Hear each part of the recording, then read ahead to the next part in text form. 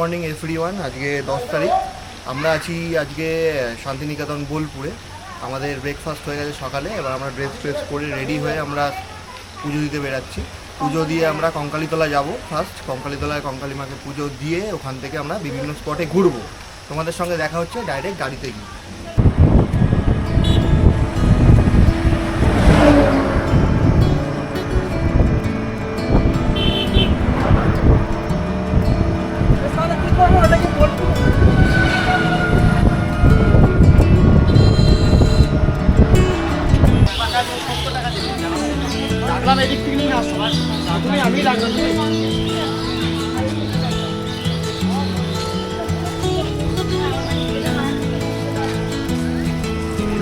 তো আমরা চলে এসেছি কঙ্কালীতলায়, আমরা পুজো দেবো।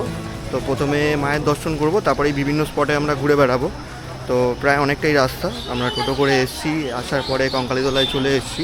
এই যে কঙ্কালীতলা, আমি এখানে ফার্স্ট টাইমই এলাম, কারণ ফার্স্ট টাইম এলাম এসে মায়ের মন্দিরে পুজো দেবো। এর আগে কোনো দিন বোলপুর শান্তিনিকেতন আসিও নি।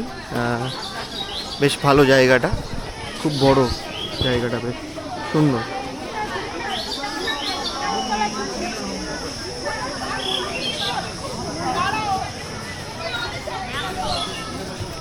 দিদিরা এখন দোকানে ঢুকেছে, ডালা কিনবে, কেনার পরে আর কি সব নিয়ে আসবে। আমি ভিডিও বানানোর জন্য আমি এদিকটা চলে এলাম। দেখো মন্দিরটা তোমরা।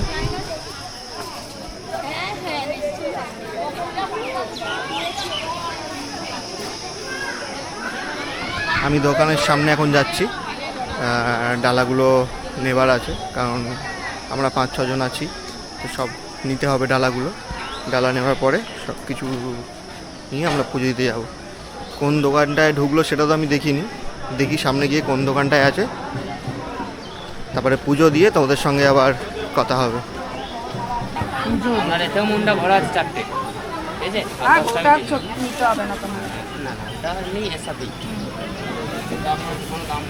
আর এগুলো কত করে ডানা? নিবি তো? 101 টাকা করে ডালা নিবি? 101 টাকা করে ডালা নিবি তো? হ্যাঁ, তাহলে ওটার মধ্যে ঢুকিয়ে দে 10টা।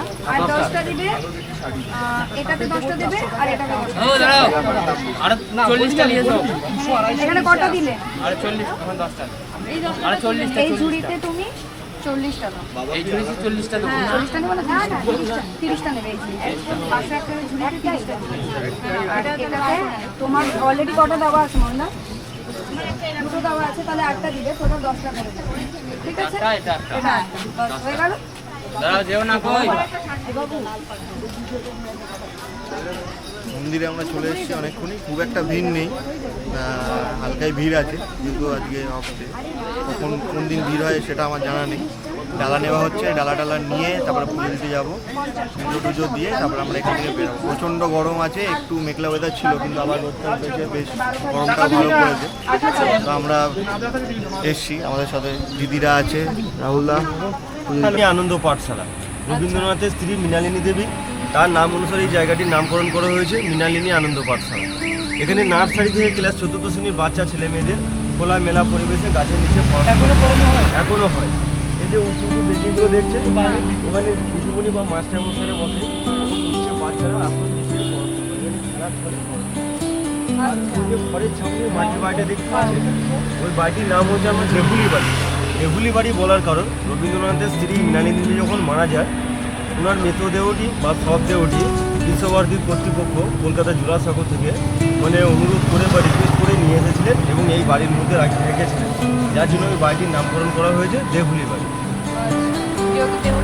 রাখা হয়েছে।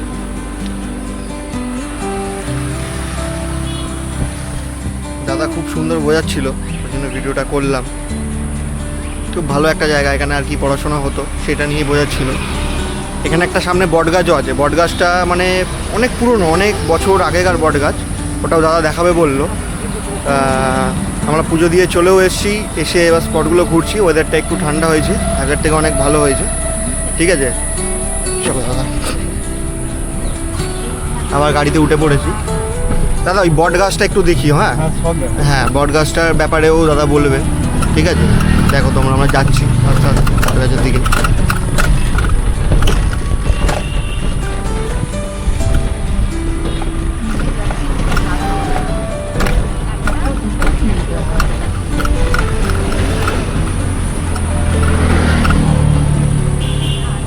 এটা সেই বট গাছ, আর এই বট বাঁদিকে গাছটা যে বট বলছিল। গাছটি দেখছেন, এই অশ্বত্থ বট গাছটি, এই বট গাছটির নাম হচ্ছে আমরা তিন পাহাড়। তিন পাহাড় বলার কারণ হচ্ছে মহর্ষি দেবেন্দ্রনাথ ঠাকুর মানে রবীন্দ্রনাথের বাবা কোপাই নদীর তীর থেকে একটি পাথর এনেছিলেন, যে পাথরটি ছিল পরপর 3টি ধাপে সাজানো, এবং এই বট গাছের পিছনে একটি বিশাল পুকুর ছিল।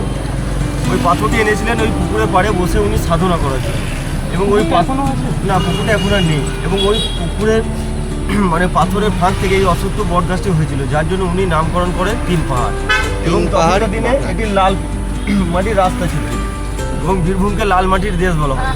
এবং রবীন্দ্রনাথ ঠাকুর এই গাছের নিচে বসে একটি কবিতা লিখেছিলেন, কুমোর পাড়ার গরুর গাড়ি, বোঝাই করা কলসি হাড়ি, গাড়ি চালায় বংশী বদন, সঙ্গে যে যায় ভাগ্নে মতো, হাট বসেছে শুক্রবারে বক্সিগঞ্জের পদ্মা পাড়ে। এই 2 লাইন লিখেছিলেন বাংলাদেশের পদ্মা নদীর তীরে।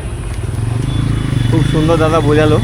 বট গাছটা তোমরা একবার দেখে নাও, বিশাল বট গাছ।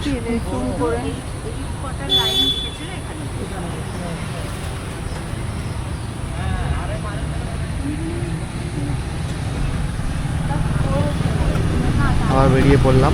আমরা এবার কোথায় যাবো দাদা? এরপরে আমরা যাব তালধ্বজ। তালধ্বজ। আমিও কোনোদিন আসিনি, ফার্স্ট টাইমই ঘুরছি এখানে, তো যাই, দাদা নিয়ে যাচ্ছে দেখি জায়গাটা খুব সুন্দর, প্রত্যেকটা জায়গায় খুব সুন্দর, খুব ইন্টারেস্টিং ব্যাপার আছে প্রত্যেকটা জিনিসে। গোলাকার বৃত্তাকার খড়ের ছাউনি দিয়ে মাটির বাড়িটি দেখছেন, একবার দেখে নাও তোমরা। এই বাড়িটির নাম হচ্ছে আপনার তালধ্বজ। বাড়ির ভিতরে দেখুন তাল গাছ, যার জন্য বাড়িটির নামকরণ করা হয়েছে তালধ্বজ। এই বাড়িটি তৈরি করেছেন বিখ্যাত চিত্রশিল্পী নন্দলাল বসু, এবং তখনকার দিনে ব্রহ্মাচার্যের শিক্ষক তেজসচন্দ্র। আচ্ছা, এই বাড়িটার নাম হচ্ছে তালধ্বজ। রবীন্দ্রনাথ ঠাকুর তালধ্বজ নামটা এই জন্যই হয়েছে আর কি, বাড়ির ভেতর দিয়ে আর কি তাল গাছটা গেছে, এই যে তাল গাছ ভেতর দিয়ে, এই জন্য আর কি বাড়িটার নাম তালধ্বজ। ঠিক আছে। আর আমাদের যিনি টোটো ড্রাইভার দাদা আছে, উনি খুব ভালো সুন্দর ডেসক্রাইব করছে প্রত্যেকটা জিনিস। ঠিক আছে, বসে বসে এই যে হ্যাঁ নন্দলাল বসু, ঘুরতে উনি সবাই মিলে। বিখ্যাত চিত্রশিল্পী, উনি কলা ভবন ডিপার্টমেন্টের স্টুডেন্ট ছিলেন, এবং সহজ কেমন লাগছে ঘুরে? ছবি আছে, সমস্ত ছবি হলো নন্দলাল বসু নাম। এরপরে দাদা কোথায় যাচ্ছি আমরা? এরপরে যাচ্ছি উপাসনা গৃহ বা কাঁচ মন্দির। আচ্ছা, ঠিক আছে, চলো। আমরা চলে এসেছি রবীন্দ্র ভবন মিউজিয়ামের ভেতরে আর কি এখন যাচ্ছি, সবাই মিলে টোটো থেকে নেবে, টিকিট কাটবো, কাটার পরে মিউজিয়ামে ঢুকে তোমাদের ভিডিও দেখাচ্ছি। এটা হচ্ছে রবীন্দ্র ভবন মিউজিয়াম, যাচ্ছি এখন আমরা ভেতরে।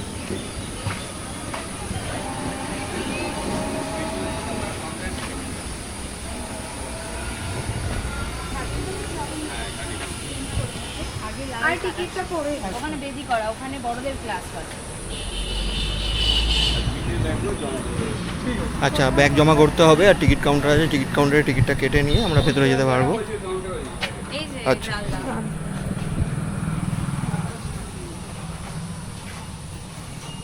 এটা হচ্ছে কাউন্টার।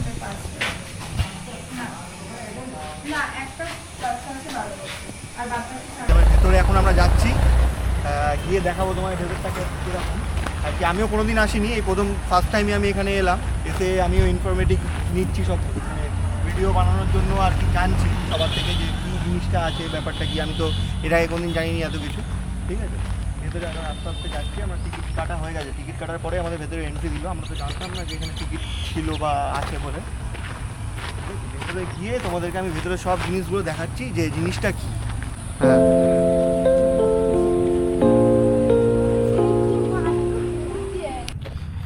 এইটা হচ্ছে ওনার বাড়ি।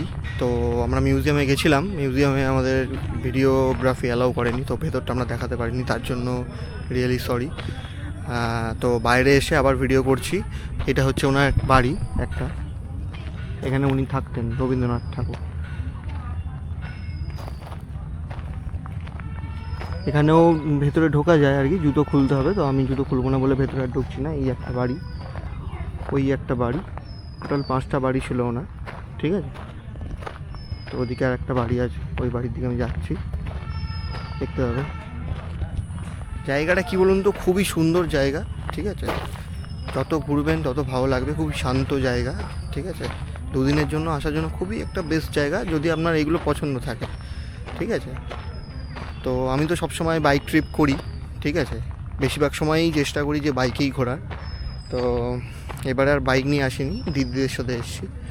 যেহেতু বাইক নিয়ে আসিনি তো এবারে ঘোরাটা একটু অন্যরকম হচ্ছে, আর ভিডিওটাও একটু অন্যরকমই হবে। বাইকের ভিডিও তোমরা পাবে না। তো যেইটুকানি ঘুরছি, যেইটুকানি জানছি বুঝছি, সেইটুকানি তোমাদের সঙ্গে আমি শেয়ার করছি। তোমরা ভিডিওটা অবশ্যই দেখো, লাইক করো, শেয়ার করো যদি পছন্দ হয়। কোনো দিন ভিডিও করিনি এর আগে, প্রথমই ভিডিও করছি। আর যদিও বা আমার কাছে কোনো মাইকও নেই, আমি যা ভিডিও করছি ডাইরেক্ট ক্যামেরার যে সাউন্ড ওটার থেকেই যেটা হচ্ছে।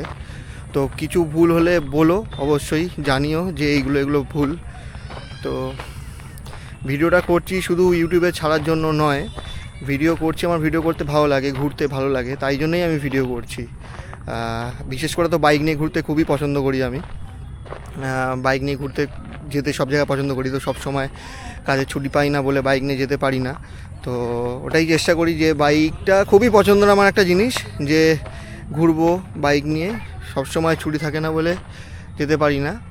আর এই যে এখানে এসেছি, এখানে ওয়েদারটা এখন খুবই ভালো, একটু আগে রোদ ছিল, ঠিক আছে। মিউজিয়ামটা তোমাদের দেখাতে পারলে খুবই আরও ভালো হতো, ইনফরমেটিভ ভিডিও তোমরা পেতে। অনেক কিছু ছিল ভেতরে জানার, বোঝার, ঠিক আছে। আর এইগুলো হচ্ছে সেই বাড়িগুলো যেখানে উনি থাকতেন।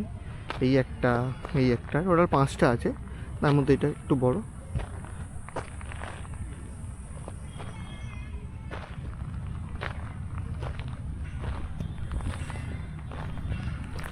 তো আরও 2-1টা জায়গায় ঘোরার আছে। এটা হচ্ছে একটা বুদ্ধার স্ট্যাচু আছে, বুদ্ধার স্ট্যাচুটায় আমরা যাব।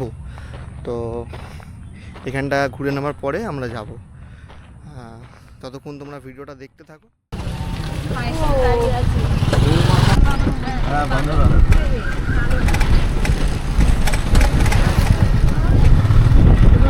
এসছি এখন সুরুল জমিদার বাড়িতে। এটা 1750 খ্রিস্টাব্দে ইস্ট ইন্ডিয়া কোম্পানি বাণিজ্যের জন্য এই জমিদার বাড়ি অনেক রহস্য আছে। তো সেগুলো সব জানতে গেলে তুমি আমার ভিডিওটা দেখতে থাকো। তো আমরা এখন প্রবেশ করছি সুরুল জমিদার বাড়িতে।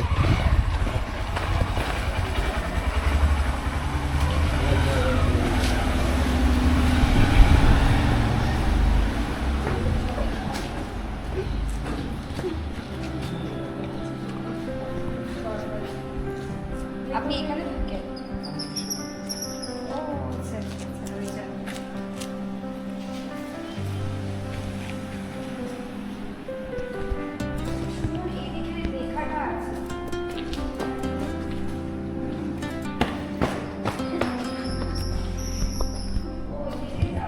খুব সুন্দর এই জমিদার বাড়িটি, এটা এই সুরুল জমিদার বাড়ি। তো এই বাড়ির অনেক কিছুর সাথে জড়িত। তো সেটা আমি পুরোটা ভিডিওতে হয়তো বলতে পারবো না, যেটুকুনি বলার আমি বললাম, ঠিক আছে। শুধু বাড়িটা দেখো, খুব সুন্দর।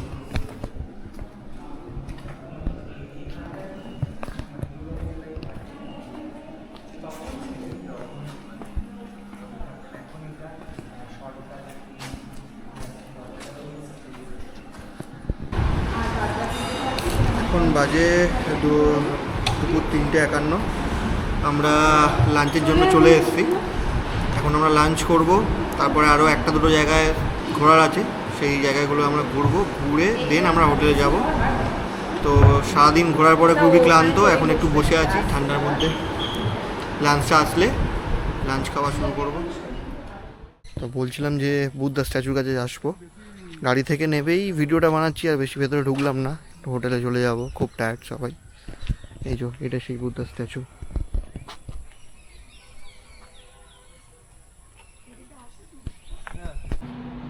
আবার দেখা হবে তোমাদের সাথে পরের দিন। ভিডিওটি আমি এখানেই শেষ করছি।